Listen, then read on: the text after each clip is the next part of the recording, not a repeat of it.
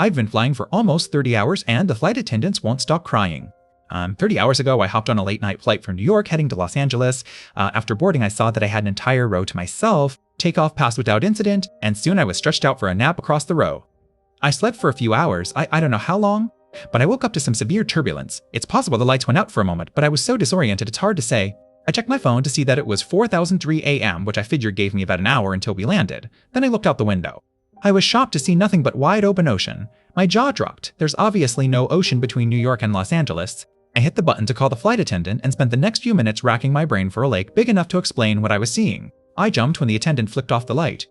She was grinning from ear to ear, and tears were pouring down her cheeks. I asked where we were and why it looked like we were flying over an ocean. She wiped her cheeks and said, "Sir, we'll be landing in about an hour." After she left, I checked my phone again. 4:03 a.m. blinked back at me. It hadn't changed. I had waited at least 5 minutes. I started a stopwatch and spent the next 2 hours watching the clocks. They never changed. Not one single minute. Tapped the shoulder of an older woman in the row ahead. She looked back annoyed. I asked how long until we land. She said about another hour. I told her we'd already talked almost 2 hours ago. She stared at me as if I was crazy. I was about to argue when I felt a hand on my shoulder. A male flight attendant was grinning down at me, tears pinging off his cheeks onto my shoulder. He told me to calm down or he'd call the captain. I told him that wouldn't be necessary and sat back. He removed his hand and stepped away, but I knew something was deeply wrong.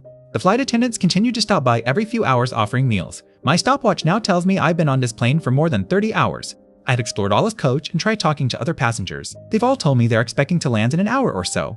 Around 3 hours ago, I tried getting into first class. I made it past the curtain but was escorted back by 2 grinning flight attendants. Their grip on my arms were like iron. One said, "The seatbelt sign is on, please remain in your seat, we'll be landing in about an hour." I'd just about given up hope. Then a woman came down the aisle in a business suit. She didn't look at me, but dropped a piece of paper on my tray. I unrolled it. It said, "Are you stuck too?" I wrote back, "Yes, it's been 30 hours."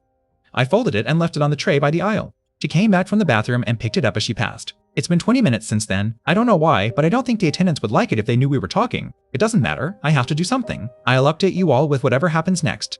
Even if nothing paranormal was going on, a 30-hour flight still sounds like utter hell. This is one of those situations where you should probably pay for the Wi-Fi.